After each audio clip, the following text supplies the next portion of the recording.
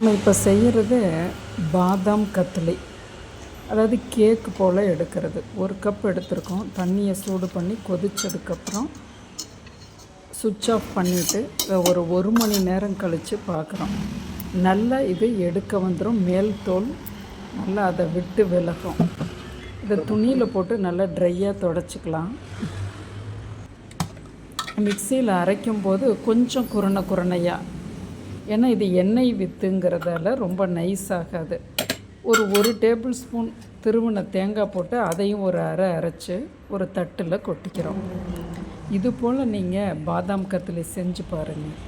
ஒரு கப் நம்ம பாதாம் எடுத்தோமா, ஒரு கப் சர்க்கரை கோபுரமாக எடுத்துக்கலாம். அரை பங்கு தண்ணி. இதை அடுப்பில் வச்சு கம்பி பதம் கொண்டு வரணும். 2 விரல்களால் இழுத்து பார்த்திங்கன்னா ஒரு ஸ்ட்ரிங் கன்சிஸ்டன்சிங்கிறது விண்டு இடையில கட் ஆகுது.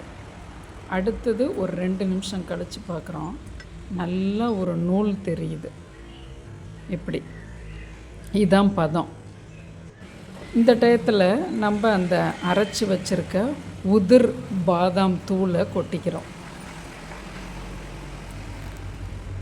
ஒன்றும் பயப்பட வேண்டாம், கட்டிகள் விழாது. நல்லா ஒரு 2 நிமிஷத்தில் எல்லாமே கரைஞ்சி கொடுத்துக்கும். இனிமேல் ஒரு 3லேருந்து 4 நிமிஷத்தில் நமக்கு கத்லி ரெடி ஆயிரும். நல்லா பெரட்டி கொடுங்க. எது பதம்னா, நீங்கள் ஒரு துளி எடுத்து உருட்டி பார்க்கலாம். இல்லாட்டி அந்த சுற்றி வர நுரக்கட்டி வரும், அதுதான் பதம்.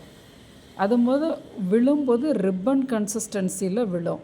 இப்படி 3 பதமாக நீங்கள் எடுத்துக்கலாம். ஒன்று உருட்டி பார்த்திங்கன்னா உருளை வரும், கையில் தண்ணியை தொட்டுக்கிட்டு உருட்டி பார்த்திங்கன்னா பால் போல். அடுத்தது சுற்றி வர நுரை. அடுத்தது ரிப்பன் போல் விழணும். 3ல் எது வேணாலும் நீங்கள் எடுத்துக்கலாம். மொத்தத்தில் அருமையாக வரும். ஏன்னா நம்ம ஒரு பாகு பதம் கண்டிப்பாக வைக்கணும். அப்போ தான் அது குயிக்காகவும் வேலை முடியும், ரொம்ப நாள் நமக்கு கெடாமையும் இருக்கும்.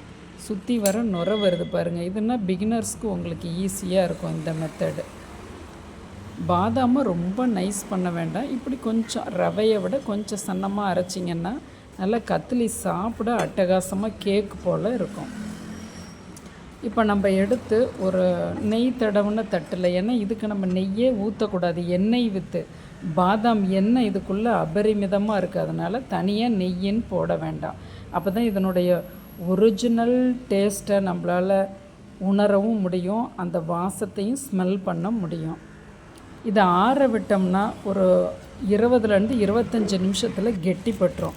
அப்புறம் கைகளால் நல்லா பிசைஞ்சு கொடுப்போம். சப்பாத்தி தேய்க்கிற மணையில் கொஞ்சமாக நெய் தடவி, உங்களோட உள்ளங்கையிலையும் கொஞ்சமாக நெய் தடவி அப்படியே நீங்களாகவே அப்படியே ஸ்ப்ரெட் பண்ணி விடுங்க. அதை ஒரு சதுரமாக பண்ணிக்கிங்க. கத்தியினாலேயோ ஒரு கரண்டியினாலேயோ அப்படி சதுரம் பண்ணிக்கிட்டிங்கன்னா நமக்கு பீஸ் வீணாகாது. அப்போயும் அந்த ஓரத்தில் கொஞ்சம் அப்படி எடுத்துக்கலாம். நான் வீடியோவுக்காக எடுக்கிறேன். நீங்கள் வீட்டில் எடுக்கும்போது சாதாரணமாக நீங்கள் கட்டங்கள் போட்டுக்கலாம். காஜு கத்லி போல் டைமண்டாக இருக்காது, பாதாம் கத்லி சதுரமாக இருக்கும். இது போல் வச்சுக்கலாம். நீங்கள் சாஃப்ரான்னு சொல்லக்கூடிய குங்குமப்பூ இருந்ததுன்னா ஒவ்வொரு கட்டத்துலேயும் வச்சிங்கன்னா அட்டகாசமாக இருக்கும். நீங்கள் அப்படி பதிச்ச மாதிரி குழந்தைகளுக்கு அப்படி கொடுக்கும்போது கண்ணுக்குமே அழகாக தெரியும். என்கிட்ட இப்போ கைவசம் இல்லை, அதனால் வைக்கல. பாருங்கள், பால்லாம் போடாததால் நல்ல 15-20 நாட்களுக்கு ரொம்ப அருமையாக தாங்கி வரும். ஸ்மெல் வராது, ரொம்ப அட்டகாசமாக இருக்கும். பாருங்கள், கேக் போல்.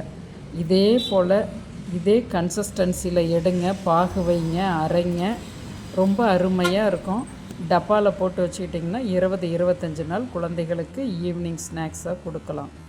காஸ்ட்லியான இந்த பாதாம் கத்லி வீட்டில் செய்யும்போது நமக்கு செலவுமே மிச்சமாகும். நல்ல கொழுப்பு இருக்கிறதால வயசானவங்க கூட இதை சாப்பிட்லாம் பயப்படாமல். நம் சேனலை சப்ஸ்கிரைப் பண்ணுங்கள், ஷேர் பண்ணுங்கள்.